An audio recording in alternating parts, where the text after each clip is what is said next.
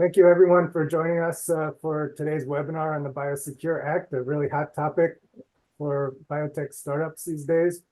I'm proud to co-present this webinar with the Society of Physician Entrepreneurs. I'll tell you a little bit about the GW Technology Commercialization Office before we jump in. Our team is working tirelessly to work with entrepreneurs to transform inventions from GW into innovations that can impact our marketplace and our society and our health well-being. So anybody on our team would be happy to discuss how we could work together with those of you who are experienced entrepreneurs and those of you who want to learn more about the exciting research going on at GW. So please feel free to email or call us and reach out on LinkedIn any way that you like. I want to share a couple of the ways that we support our startups and technologies both before and after licensing. So on the front side, we do help de-risk technologies with promising impact in two ways: through our innovation competition and through our technology maturation awards. We gave out $200,000 to technologies that were early stage to help bring them to the next level. Get experiments done that can't necessarily be done through grant funding and make them more attractive to licensees. And these include impact on diabetic kidney disease, on the opioid crisis this year, and on tackling bacterial infections. So it's really a wide array of applications and things that we're excited to move forward here at GW.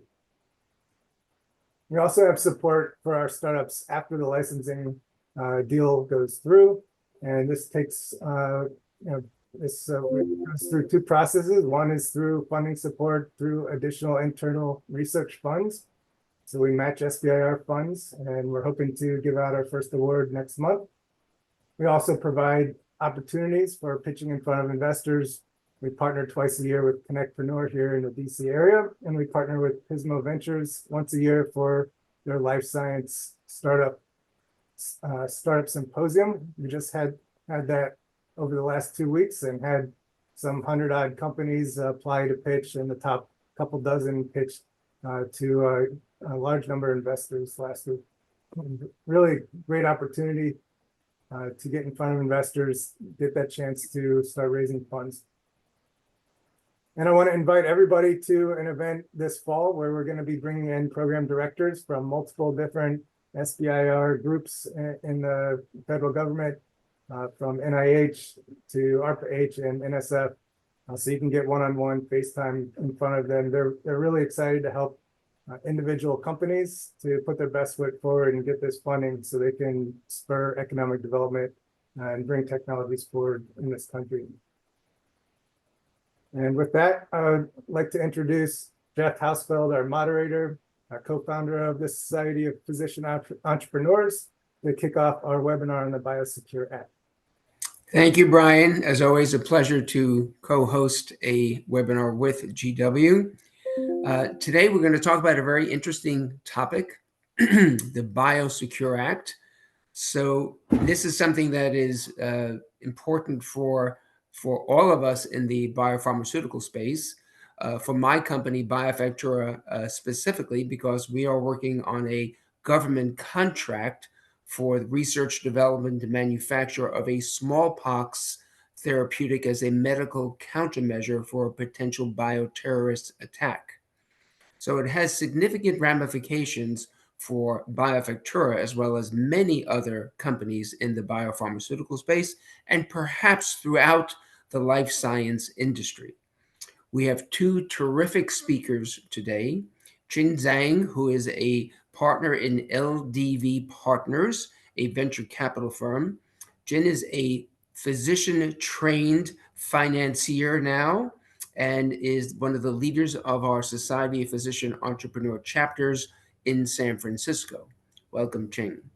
And we have Lindsey Nelson, who is one of our speakers from Jones Day, an attorney here in Washington, D.C., who is our subject matter expert on all things about international law and how this will affect each of us in our companies. Let me start by reading you a little quick article about the BIOSECURE Act so that you have some background in terms of what we're talking about. This came out about a week and a half ago in Endpoints. And Zachary Brennan is the author, and he says, a bill that would effectively force dozens of biopharma companies to cut ties with WuXi AppTec and 4 other Chinese biotech suppliers by 2032 advanced with bipartisan support in the House Oversight Committee on Wednesday. It was a 40-1 positive vote, a key step forward for a closely watched bill that has a short timeline to cross the finish line. Both the House and Senate bills are now awaiting floor votes. Under the House version of the bill, almost all biopharmaceutical companies doing business in the U.S. would have until 2032, which may sound like a long time, but really isn't, to transition away from 5 Chinese companies in the bill. That includes BGI, WuXi AppTec, WuXi Biologics, and the latter of which has been added to the most recently updated version of the House bill from May 13th. Oversight Chair James Comer and bill co-sponsor Raja Krishnamurthy alleged during the markup that WuXi and BGI have partnered with the Chinese government on genetic testing centers targeting the Uyghur population. We are specifically naming those companies. First, BGI and WuXi have been found to be involved in the perpetration of human rights abuses, specifically the Uyghur genocide. Comer also said that WuXi has reported that stolen intellectual property shared with the Chinese government. Reuters reported in March that WuXi shared a client's IP with the Chinese government without permission, according to 2 sources. They can't get into the classified reports, but there are also other reports of them stealing IP. A WuXi AppTec person disputed the allegation, saying the company does not have a human genomics business. They're not involved in any genetic collection or testing of any ethnic group, neither in Xinjiang or elsewhere. They were not aware, never approved, and does not condone and have a zero tolerance policy against any attempt to mishandle or transfer a customer's intellectual property to any unauthorized party. And neither the U.S. government or any customer has brought any such allegation to WuXi's attention. They have not been provided any supporting evidence regarding such an allegation. So that's the context of what we're dealing with here. And now I'd like to ask Lindsey if she can give us a little bit more granular look at what the BIOSECURE Act means to this industry, to the biopharmaceutical industry, and to the life science sector as a whole. Lindsey, the floor is yours. Sounds great. And let me share my screen. Let's see. Okay. Is everyone seeing that? You're good. Okay. So again, thanks for having me, everyone. Looking forward to talk about this very hot topic. I was actually in Shanghai back in March, right after the bill was approved through the Senate committee, and gave a presentation there to a number of Chinese companies who have kind of concerns on the different side of this, with the idea of potentially being targeted here, but also because a lot of the companies have both US and Chinese connections, understanding how it could affect their US business as well. So as Dr. Hausfeld said, the BIOSECURE Act is still in Congress. It is not yet law. We do not know exactly what it will look like when it becomes law. There was one version that was advanced out of the Senate, 11-1 in March. And then, as Dr. Hausfeld said, another version came out of the House Oversight Committee just a couple of weeks ago, 40-1. So they are pending in front of both House chambers. We do not yet know when they will go up for a vote. One of the issues that will need to be dealt with is there are some differences between the Senate version and the House version that will need to be reconciled. And so everything that we're talking about on this conversation, it's still a bit up in the air because the final legislation could look like the Senate version, it could look like the House version, it could be some combination, they could add in something new in the negotiation. So we're still waiting to see what the actual bill would look like. Of course, then it would need to be signed by the president to become law. But I think one of the few things that Congress has been agreeing on lately is putting in place laws and regulations that affect China and that try to encourage U.S. companies to divest or cut ties with Chinese counterparties. So seems likely that if it gets passed through the House and the Senate, that it will be signed by the president. So the BIOSECURE Act is actually a government contracting provision. This is something that the US government has been doing the last couple of years in order to influence the activities of US companies. It can be difficult for them to impose a law that says, US companies, you can't do business with XYZ company without it being kind of a really aggressive move. And so what they have been doing instead is that they've essentially said, no government funds will be used if you are using such, if you're working with such counterparties. So this was used a couple years ago in connection with certain telecommunications equipment providers coming out of China, where the government the US government passed a law that put into place a federal acquisition regulation that was inserted into every federal government contract that essentially said if you engage in certain activities with these Chinese telecommunications providers, you can't enter into this contract with us, or you will be in violation of the contract. And you could be penalized even for under the False Claims Act if you are not in compliance. So that's the tack that they're taking to try to essentially impose a policy goal with regard to who US companies interact with. So the actual text of this, and I've mostly pulled the text from the more recent House bill, and we'll talk at the end about some of the differences between the two that need to be negotiated. But it essentially prohibits the head of an executive agency from procuring or obtaining biotech equipment or service provided or produced or provided by a biotechnology company of concern. Now, those are those companies that Dr. Hausfeld mentioned earlier that I'll discuss again. So this is pretty straightforward.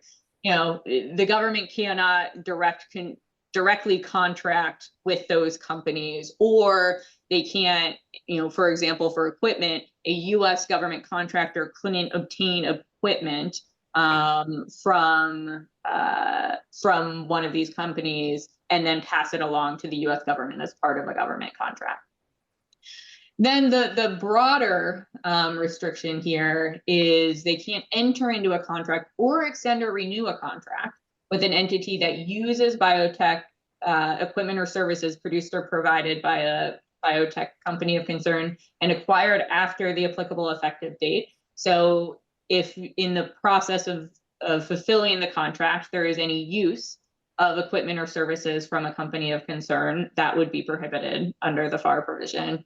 Or the entry into a contract where the performance where the contractor or the government knows or has reason to believe that the performance of the contract would require the use of biotechnology equipment or services produced or provided by a biotech company of concern. This is a list of current biotechnology companies of concerns. WuXi Biologics is actually only in the House bill. It's not in the Senate bill. But it may actually have been captured anyway, because you can see that one of the categories is subsidiaries, parent affiliates, or successors of the named entities. And I'll also note here, obviously, there's been a lot of focus on these named companies, but there could be additional companies that are added to this. Essentially, the government has the authority to add to this list any entity that is subject to the administrative governance structure, direction, or control, or operates on behalf of a government of a foreign adversary, is involved in the manufacturing, distribution, provision, or procurement of biotechnology equipment or services, and poses a risk to the national security of the United States based on certain factors. So right now, this is the list. This could change by the time the bill comes out, and it could change after the bill comes out, where additional companies are added to this list of biotechnology companies of concern.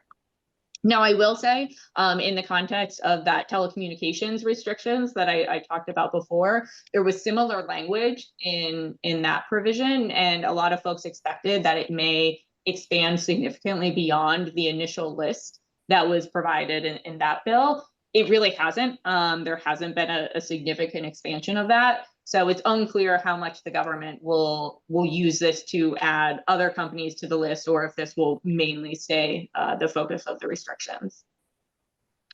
I will note there is a waiver authority. So the heads of the various executive agencies that are entering into procurement may waive the prohibition on a case-by-case basis. They do have to obtain certain approvals and make certain notifications, but there is that possibility. So this isn't, it's a strict prohibition, but there is essentially, to the extent that you have a good case as to why you can't comply with the provision because of the way your systems are set up, there is the potential to obtain a waiver. Again, we don't know how aggressively that will be used, how many people will go in to try to get it, how willing they will be to give such waivers. That's really one of those things that will be very up in the air. So I've noted here some of the differences between the House and the Senate bill that are still subject to negotiation. So the House bill essentially grandfathers in contracts, including option years, which I think is pretty important because a lot of times these restrictions say if you have a contract with option years, once the initial contract is over, you can't take advantage of those option years. But this one does include option years where the contract was entered into before the act is effective and running through January 1st, 2032. So we want to make clear that this isn't the idea that someone could, let's assume this gets passed and this is a provision in it.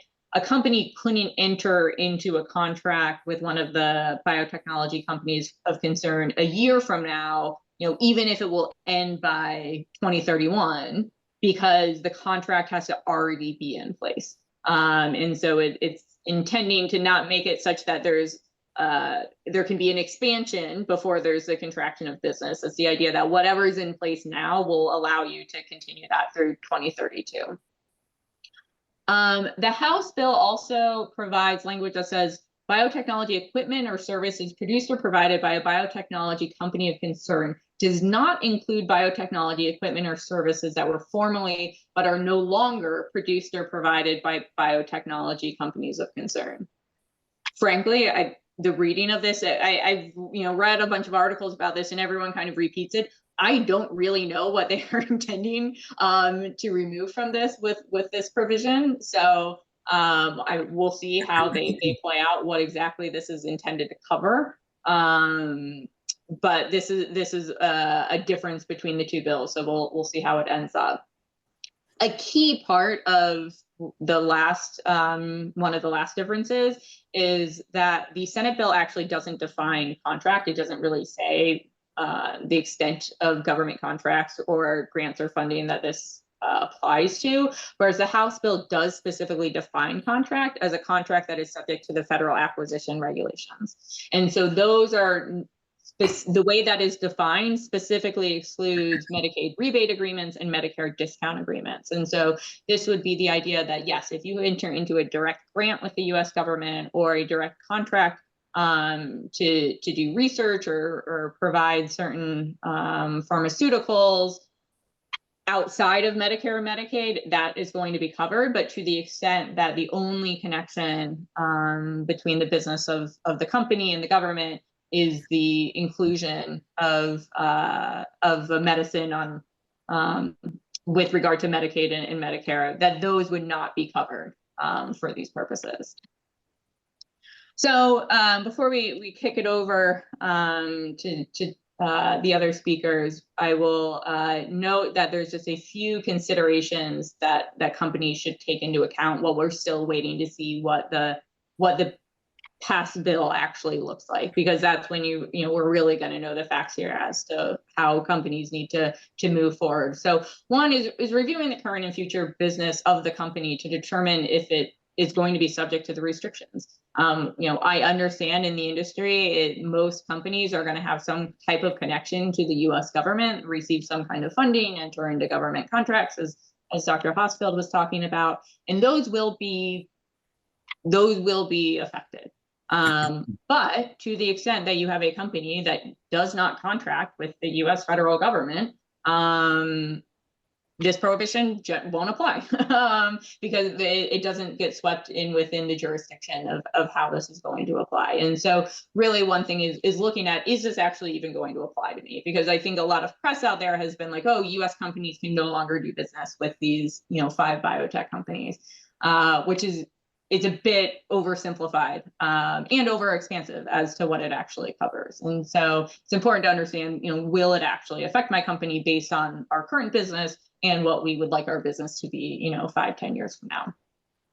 Then it's understanding your supply chain, your contracting partners, to understand if in your supply chain you have any of these biotechnology companies of concerns, and understanding how it could affect you right now. And then also thinking about who could be added in the future and how that could have an effect. So there is essentially the whole point of this is the US government wants US companies to diversify their supply chain with regard to biotechnology, particularly out of China. Right now, that when I talked about earlier, if you're the definition of who can become a biotechnology company of concern is when you have certain control or other activities relating to a foreign adversary government. Currently, that list is China, North Korea, Russia, Iran. Not many US companies, for mostly sanctions reasons and otherwise, are not currently engaging in much activity with North Korea, Russia, or Iran in this particular area. So this really is, in a lot of ways, a China bill. And so it's just making sure that you're looking at your supply chain, and if you may be affected, understanding that there is risk that additional companies in China could be added to the list. And that's really the intent of the US government here, is to have folks look outside of China to perform some of those CDMO services that a lot of companies go to China for right now. So that is all I have. So I will turn it over to Chang. So before we turn it over, I have a quick question for you, Lindsey. Yep. So what you basically said is that if you're not under a current government contract, you wouldn't be subject to this regulation. Is that correct? Correct. Or if you enter into a government contract in the future, you will be subject to this regulation. So if you do not have government contracts, you will not be subject to this regulation. So what happens with companies that have a CRADA? What happens with companies that have in-license from the DoD or from NIH, or that have received SBIRs or STTRs in the initial stages of their formation, but have now gone to other sources of funding, but still may have some tie to the intellectual property of that asset from a government agency? Yeah, to the extent that the grant or funding is continuing, then that would still apply. To the extent that you have something that was kind of formerly, started using government funding, but is no longer subject to a government contract, I don't see anything in the proposed legislation that would cover that, just because the US government may have some intellectual property rights in the item as a result of R&D funds being provided. But I think that is going to be one of those things that, so whenever a law is passed, it will say a lot of things, but how it gets implemented is through regulations. And so part of this will be, sometimes you'll see the broad strokes of the law, and then it becomes, once it's actually implemented in a regulation, can have some slight differences, potential expansions or contractions. And so I think we'll need to see what the regulations actually look like here. But based on the legislation, I don't see anything that says, because you received funding at first, that if that funding has stopped, that there is a continuing obligation with regard to products that were supported by government R&D. Good. I'm sure that many companies are having a sigh of relief at the moment. Chin, yeah. Again, don't want to say it could be come out and be interpreted differently, yeah. but that's my current interpretation of the legislation. Thank you, Lindsay. That was great. Chin, you have a unique perspective in terms of being a physician and now a part of a venture capital firm, but with significant ties to Asia. And you've recently visited there. Please share your viewpoint, your perspectives, and what you think this bill means. Yeah, thank you, Dr. Hausfeld, and thank you, Lindsay, for the great sharing of your great expertise in the space. So I would say from our perspective, I would probably address more about what it means for startups, especially when they are continuing to run their company, how much potential disruption will this cost them? I agree, it was such a big relief, like to hear more about the details, and also it's still pending the air. So I don't see any reason to be panicking about things at this moment. But I do want to address like about 5 key points that I would kind of summarize here. I also had the pleasure and honor to invite a friend who is dialing in from the audience today to share with some real world practice in APAC regions. So about the 5 points I would love to talk a bit more about is from a startup like biotech, when we're raising capital, we as investors, we are aligned with the goals of the company. We want to be, capital efficient. We care about ROI. We do care a lot about who you work with in terms of efficiency and price and your cost. So that is number one. And the second point is this act definitely will require companies to do more market research and to do more vendor selection in a way that to balance the cost and benefit and the potential headline risk that they might face. Because if you enter into phase 1, 2, and then switch, that might be a big disruption. But if you're still in early stage, it's probably okay, especially if you're not under any contract with, as mentioned earlier, like DoD.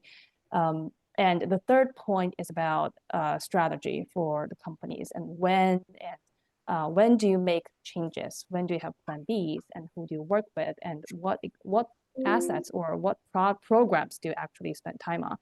And I would highly recommend bring this to the board and really build a constructive board governance and discuss with them, to align everything. It's not one single decision, right? And it's all about cash flow management. What milestones to achieve, how do you plan your timeline in case there might be significant delays because they have to switch. I did a very rough market research, like polling from some of the biotechs that I know of and I respect, like what are their best to-dos, that experience they can share. As a little bit more general rule is because we have a 2032 timeline, there actually is some time for people to prepare. And for very early stage R&D projects, there seems to be less of urgency or less concern. I think for pre-IND stage and to phase 1 assets, there's a bit more concern that people kind of have a plan B or at least something cooking at the same time, at least for the second asset in the pipeline. Right, so I think these are a few key points that I see coming up from the real world practice. I would love to invite Emmanuel. Emmanuel, if you could unmute yourself and then probably do a self intro. And Emmanuel, he's a background in life science and trained as an investor, and then spend a lot of time in the APAC regions and building the local ecosystem, and has real world practices interfacing with a lot of inbound inquiries about this particular topic. So that's why I invited him on board to share with us his insights and case stories of what he has seen and is seeing happening. Please go ahead. Thank you, Qing. Am I on? I'm not sure. Yeah, oh, okay, got it.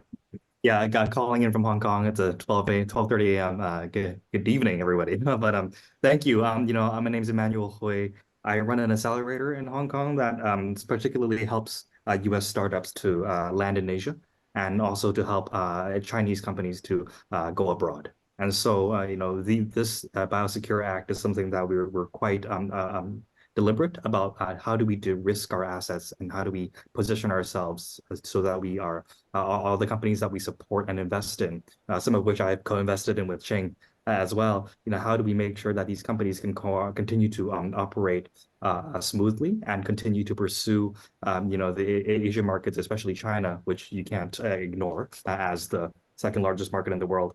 And also, how do you continue to utilize, Chinese efforts? The CDMO, CMC, CRO, as Qing said, doing that work in China is often much more capital efficient than doing it anywhere else. So how do we continue to pursue the Chinese market while staying within the lines of the new rules being in place? And I think to start, I can use our own example. Our own accelerator is owned 30% by TigerMed, which is the largest clinical CRO in China at the moment. And TigerMed, as a clinical CRO, only deals with desensitized data. And we are very cognizant about providing and outsourcing services for clinical trials. And we, in order to make sure that all of our clients and all of our projects are continue, we actually have a lot of partnerships abroad. And so we have clients that, for example, enter contracts with Cerba, which is, based in France and Belgium. And then through there, they then work with our colleagues in Suzhou in China to continue the work that needs to be done. And so that contract at that level is not directly with TigerMed or not directly with a Chinese entity, although there should be no problem. There is no problem, as we are not one of the companies that are of concern. And also, we have operations that are independent in the US and operating as well as a minority stake as well in other companies. For example, we have a company called Opera, which is a CRO in Western Europe that started 29 years ago, and we are an investor in them, and they're now headquartered in Romania. And so instead of directly contracting with a company can consider contracting with Opera instead, and still be able to very cleanly operate without having to any disruption to their operations. And so these are just, being overly cautious, I think, at the moment, and how we are looking ahead and planning all of our early stage projects that, as you say, that date that's oncoming, it's not that far away concerning how long drug development cycles last. And so, and so what we're seeing on the ground is that no need really for us to be overly concerned. But just to be extra safe, we are taking particular interest in setting up offshore structures, making sure that Cayman is holding your Hong Kong or your Asia subsidiaries, and to make sure that that our stake in our investments continues to be a minority and non-controlling stake. I think unlike some of the companies listed, which integrate a lot of that internally, a lot of their services after they acquire assets and continue to do things in-house, whereas we are very much focused on partner with global partners and making sure that we are not majority overly controlling any aspect of any the supply chain. So that's how we're seeing it here. And and my team is also dialed in as well from the TigerMed US team. But that's how we're seeing it, and I'm looking forward to see how we can continue to make things easier and better for all, because diseases know no borders, and that's what I'm focused on. I just really focus on making the best drugs to help everybody wherever they are. Yeah, thank you. Yeah, thank you, Emmanuel. So, Emmanuel, let me just ask you, what is your take on this? On the bill's basic saying that this is a national security risk, that these companies have ties to the Chinese Communist Party, They're part of the PRC military companies, that they're transferring genetic data of American citizens, if there are CRO, but they're owned by one of these companies, to the Chinese government. That's the allegation. So help us understand where that's coming from. I don't know. I haven't read those allegations. I don't know what's I know what those other companies have been doing, so I can't speak for on their behalf. But I think there is a little bit of over so for example, Shanghai has a number of hospitals that are #2 or #3 military hospital, or the Navy whatever hospital, right? Those are legacy names. Those are just names. The hospitals are named, whatever military hospital. They're not actually military at all. They're civilian. It's just historically they were first established because there was the military base there. And therefore, but moving forward, there is literally zero military activity in that hospital, and it's just serving your local grandma selling vegetables in the market, and they're just going for their regular daily care. And so there's a degree of that where it seems a little bit far-fetched and a little bit ridiculous from our perspective, where they're saying, oh, that also counts as a, so maybe it's a misnomer on the Chinese side. Maybe they should have named things better. Maybe they should have really changed.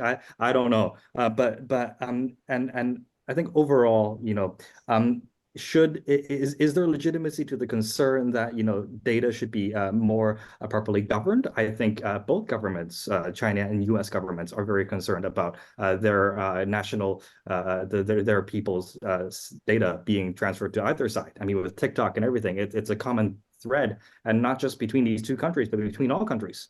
And so I think we're in a phase now where it's not really particularly just about geopolitics, but what is good data governance for everybody moving forward? What is appropriate in terms of managing clinical trial data?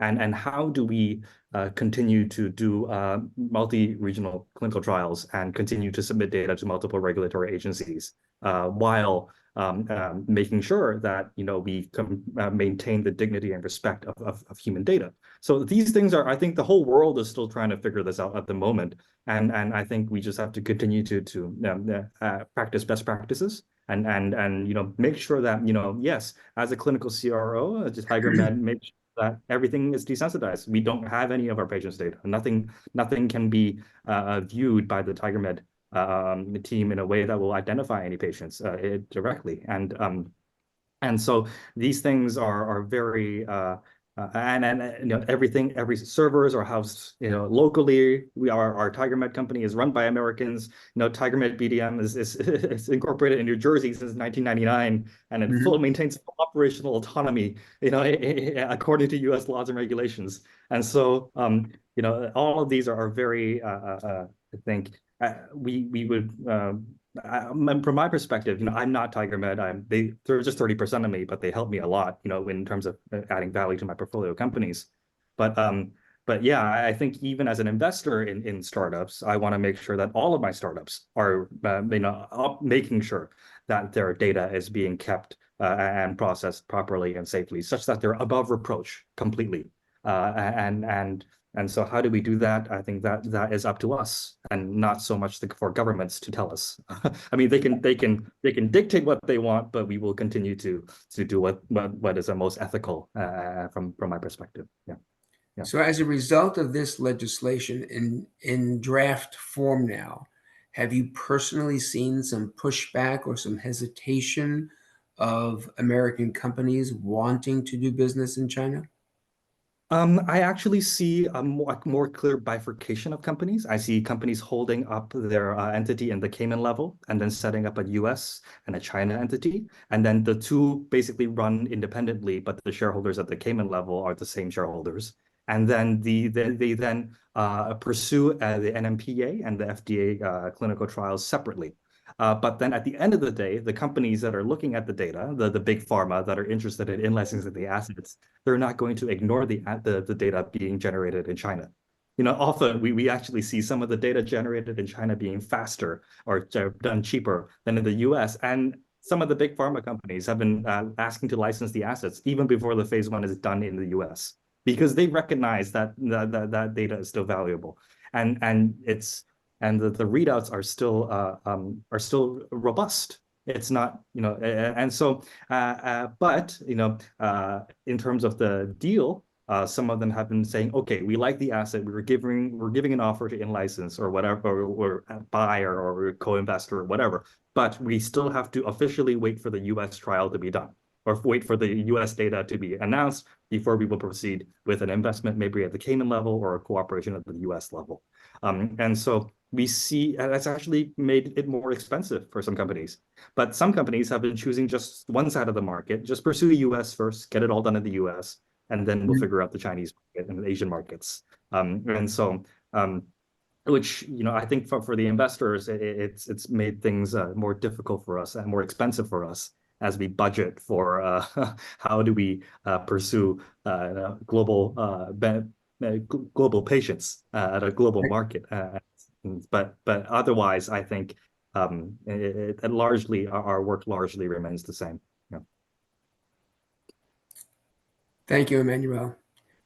Qing, I'll give it back to you. Thank you, Jeff. And thank you, Emmanuel, for sharing. That's super helpful. I did see there's a question popping up, and I would love to take a first stab at it. And because this is very relevant to what we do and we're now seeing. I do see, we are actually visiting Japan and Korea a little bit later in the summer, and Taiwan as well. And we do see like there's a surging amount of activities from especially South Korea and Japan expanding their manufacturing facility, actually not only in our industry, but also in the tech industry also, like Samsung Biologics expanding their 5th factory somewhere. And they're very aggressive. If you look at the acquisition activities from, I remember there's Enjimoto doing something here as well from Japan. So definitely you see a growing number of activities from other countries. Europe, I don't hear too much, but of course, we all know that Lonza is still is huge and still very, very active and taking the lead in their R&D sector as well. Yeah, so we're happy to take it offline, just see if there's any interest in those places. We are still learning, but we're in active conversation with our business partners, as we do have investors and business partners from Korea and Japan. Mm-hmm. So from my perspective in the government contracting world, Biofactura has a large contract with BARDA for this monoclonal antibody cocktail. And they have made it quite clear that their preference will be that when it comes time to procure this medical countermeasure for the national stockpile, that it be manufactured at a US facility, despite its cost. So that's just one real world evidence point of interest. Jin, do you have any other points that you wanted to make? If not, I have some questions I can go to. I'm good. Please go ahead. Okay, so what about Taiwan? Does Taiwan have any special arrangement or special consideration for, or Hong Kong for where it is? What's the difference between them? Again, I will love to continue this conversation as there's Bio Taiwan. Another ad for Bio Taiwan this year, July 21st to 28th in Taiwan. So one of my dear friend, she's hosting, that event.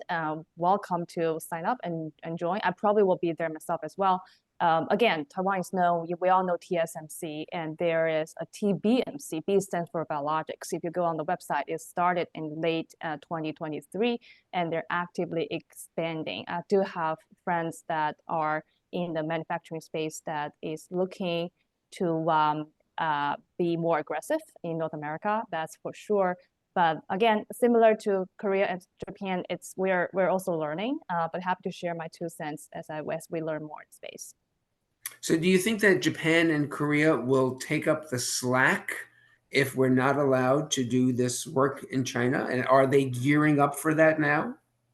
I would say yes, from what I'm kind of witnessing what's going on, the actual facts. There's a lot of activities going on. It's very active. Yeah. Okay. Lindsey, who do you think overall are the players that will benefit if this act goes through in its current form, and who will be harmed? Yeah, and I think some of the industry folks probably have more insight into that than I will. But I mean, I think it's easy to say that Chinese biotech companies are generally, particularly those located in China and with ties to the Chinese government, are going to be most directly affected by it. I've talked with some of my colleagues in the in our Chinese offices, and I understand that essentially CDMO pricing has just like significantly dropped there, and folks have already, even though this law isn't in effect, and there are kind of these, potentially long, relatively long lead times on this, that there is already a lot of folks moving away. So, to the extent that they're looking for US companies looking for a project that's going to start in the next couple of years, that they're not going to China generally on it, not even just to these companies. So that's the question. Has it infiltrated to more than just these 4 or 5 companies, to the entirety of the life science sector in China, that young startups are saying, okay, I'm about to start on a novel drug. I need someone to help me with cell line development through the process of manufacturing for my phase 1, my phase 2, my phase 3, and a commercial launch, which could take up to 10 years. And then that 2032 is a very real date. Yeah, no, I think that is, it's going to have, for your kind of first question there, that it is affecting China generally. I understand my colleague said that the CDMO price for antibody manufacturing has crashed to about a third of the pre-pandemic pricing, and there is just significant turmoil in the market. Although he did say that he does, another CDMO that he was talking about or talking with is getting more work, because one of their competitors is on the list. And so I do think it is going to be somewhat specific, but I think China obviously as a whole is going to be affected. I think the winners are going to be non-Chinese CDMOs that are able to step in and provide these services. And whether US companies are, I think US biotech companies here in a lot of ways are going to be, depending on what services they're providing, both winners and losers in this, because there is the idea of some of this pricing may need to go up to the extent that this is not being provided in China, and you have to go elsewhere where there's higher pricing involved. That is going to affect the bottom line there. But again, to the extent that this relates to the receipt of government funding, there is an argument that, particularly for a contract, if you have a price-based contract and your price is going up as a result of this, you may actually be able to increase the value of your government contract to offset that price. So a lot of this, I think, will be really fact-specific, as you'll have some Chinese companies that are, potentially short-term winners, for the next couple of years. But there is really this idea of, without significant changes, there's going to be continued decoupling between the United States and China as a result of both US and Chinese laws that are essentially encouraging that decoupling to happen. And do you think that will become more pervasive in terms of non-government contracts in the US? Company that is a private company that doesn't have any ties to the government, are they going to shy away from using Chinese CDMOs because of some potential legislation in the next 10 years? Yeah, it's a real issue, and I think yes, they are. I know I do a lot of sanctions work, and so when the Russia war on Ukraine started 2 years ago, obviously significant fallout for a lot of U.S. companies that had relationships with Russia, and trying to get out and move away. And a lot of our clients since then have come to us and said, we see this something similar could happen in China. What lessons have you learned from Russia as to how we can prepare ourselves if that were, if the worst case were to happen and, there were to be kind of significant sanctions or export, even more significant export controls with regard to China in such a way that folks are looking to at least diversify, maybe not entirely withdraw, but make sure that they have, potentially a factory in Japan or Korea or, contracting partners in those countries in order to be able to, in that situation, move more of their business to, to a non-sanctioned or whatever the situation ends up being. So we do see that folks are at least starting to plan for that.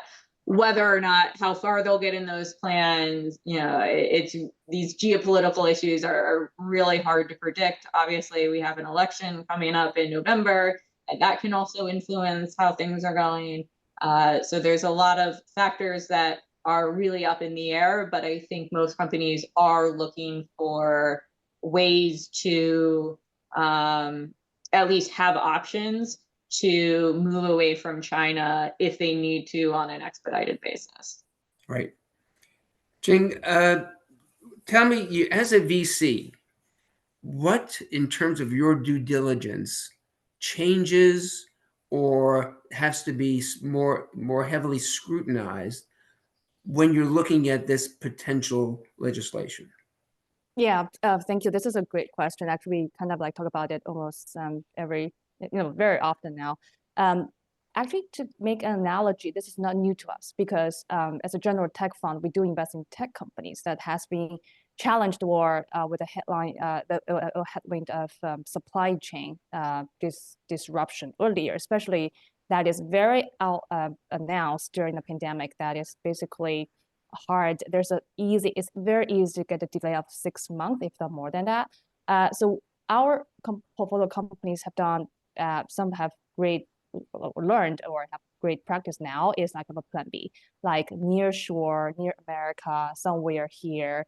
As we see globalization, echoing what Lindsey mentioned, is going that trend, and we do need to have like a plan B ready while we are planning out like different scenarios. So it's really like scenario planning, like weigh out the pros and cons of what might be happening and always be ready for that. So we would bring it up to say, hey, what is your plan B for that, and how much diligence have you done in that space to protect your company?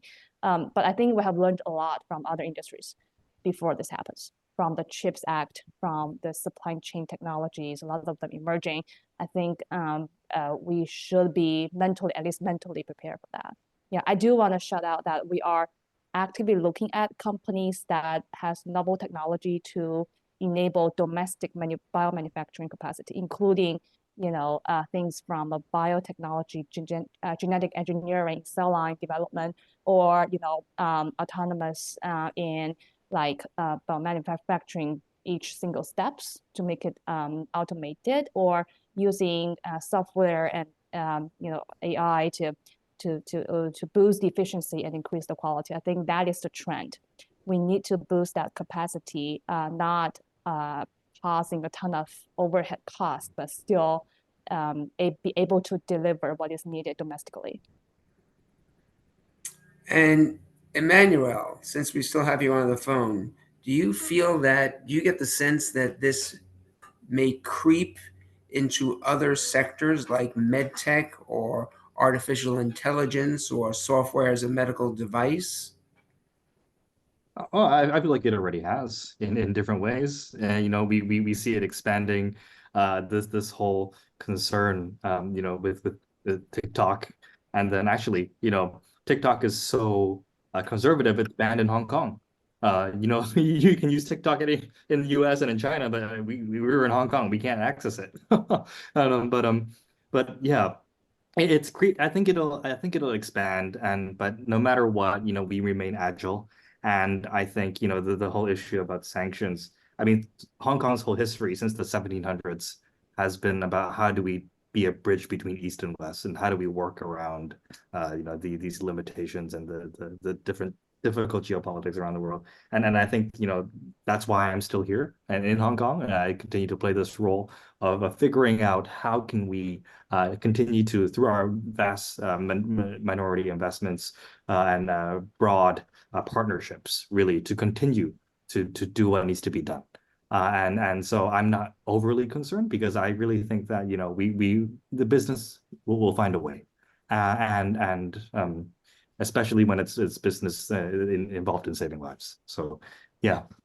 So work with our French partners. I'm happy. I really don't mind. We're investing in Japanese companies too, so that they can build up their manufacturing capability. And at the end of the day, everybody benefits, because I have shareholders who are American. I'm American, right? And Right. so and I'm like, we're all, the world is working together, and there's no reversing that. There's no putting the M&Ms back in order in the jar. It's you can try to say the green ones have to go here, the blue ones have to go there, but at the end of the day, you're eating M&Ms, and so people will do work that needs to be done. I remain optimistic. Thank you. Good. Thank you for your perspective. It's excellent. We do have one more question. I think Lindsey may be able to help us with. How does the Biden administration's February executive order on protecting Americans' data interact with the BIOSECURE Act? Yeah, that's actually a great question, because a lot of times we're presenting them together because they seem to have some overlap. In reality, they don't really. I mean, they focus on different things, and the restrictions are different, but it goes to the overall environment as to the U.S. government's focus on trying as a policy for decoupling with China when it comes to health data, genomic type issues. The executive order that came out is still it essentially, similar to the law, it directs a bunch of agencies to put in place regulations to implement it. And so there was an advance notice of proposed rulemaking that came out at this essentially the same time as the executive order, that essentially said, hey, here's what we're looking at for the scope of this. And there's the data executive order covers much more than just health or genomic data, but obviously could have a significant effect here. And so one of the things that I think folks are looking at, because one area where they're still doing a lot of consideration is how many people's data will need to be transferred for it to be restricted.